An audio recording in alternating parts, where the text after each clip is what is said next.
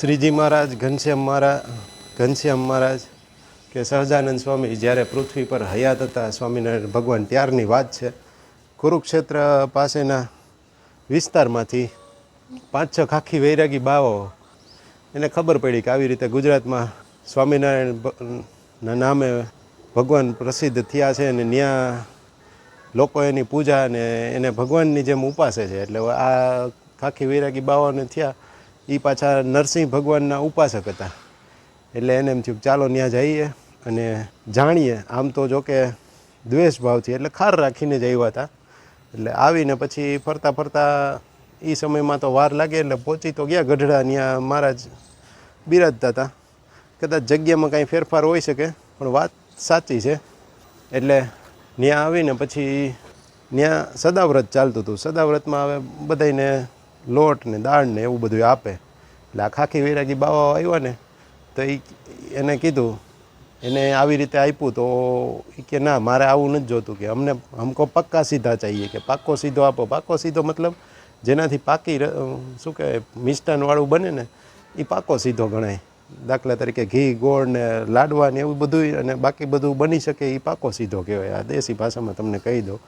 એટલે કે એવું જોઈએ, મારે પાક્કો સીધો છે, આવું કાચો સીધો તો નહીં ચાલે. એટલે ઓલા જે દેવાવાળા હતા એને કીધું કે આ જ છે, કે જોતું હોય તો લ્યો, નહીં તો કાંઈ નહીં. એ કે નહીં, એ હઠ પકડીને બેઠા કે અમે જાશું નહીં, અમારે પાક્કો સીધો જ જોઈએ. એટલે કે તો અમારા ભગવાનને બોલાવીએ, એટલે શ્રીજી મહારાજને બોલાવીએ. એટલે ત્યારે પછી શ્રીજી મહારાજ ખુદ સાક્ષાત એની સામે આવ્યા. અને આવ્યા ને એટલે આ બધાએ જોયું. એટલે જેવું આમ ત્રિશૂળ ને એવું બધું લઈને જ આવ્યા હતા. એટલે મારવાની આમ તૈયારીમાં જ હતા ને જેવું એની સામે નજર કર્યું ને તો એમને નરસિંહ ભગવાનના દર્શન થયા શ્રીજી મહારાજ સાથે. વળી પાછા એ બધું ત્રિશૂળ ને બધું નીચે મૂકે ત્યાં શ્રીજી મહારાજ દેખાય. એટલે વળી પાછું જેવું મારવા જાય એટલે નરસિંહ ભગવાન દેખાય. એટલે આવી રીતે 5-6 વખત થયું. પછી ઓલાવને થયું કે નહીં ભાઈ, આ અમે જે નરસિંહ ભગવાનની ઉપાસના કરીએ ને એ જ આ છે. એટલે એમ કરીને એના પગમાં પડી ગયા અને માફી માંગી અને કે અમને હવે રાખી લ્યો, અમને સાધુ કરો. એટલે પછી એમાંથી એક સાધુને નામ આપ્યું સદાનંદ સ્વામી.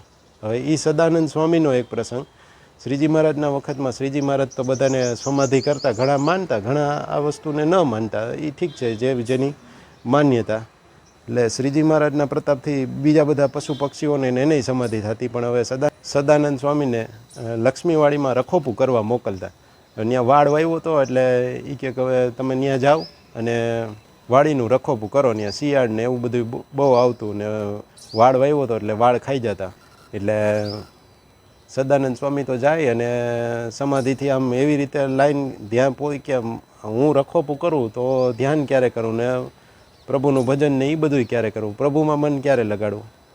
એટલે એને પછી એક વાડની ફરતી બાજુ એક રેખા દોરી દીધી અને પછી પોતે ધ્યાનમાં બેસી ગયા. એટલે જે કંઈ શિયાળ ને બધા આવે ને એ વાડથી 15 ફૂટ છેટા હોય ને ત્યાં પડી જાય, બેભાન થઈ જાય.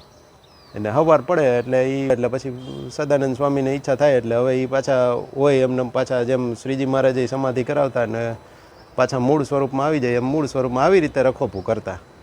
આમ તો એ સદાનંદ સ્વામી હતા એ બહુ વૈરાગનું અંગ. એક માટલી લઈને ફરતા, એમાં જ ખાવાનું ને એમાં જ પીવાનું ને આમ ધ્યાની ને તપસ્વી પ્રકારનું એનું આખું સ્વભાવ કે વ્યવહાર કહી શકો એવી રીતનું હતો. તો આ એક સદાનંદ સ્વામીનું થોડું ઘણું તમારી સાથે શેર કરી દીધું. બધાને જય સ્વામિનારાયણ. ગમ્યું હોય ને સારું લાગ્યું હોય તો શેર કરી શકો છો. કદાચ એટલું બધું મારું મેં જે સાંભળ્યું ને એ તમારી સાથે શેર કરેલું છે.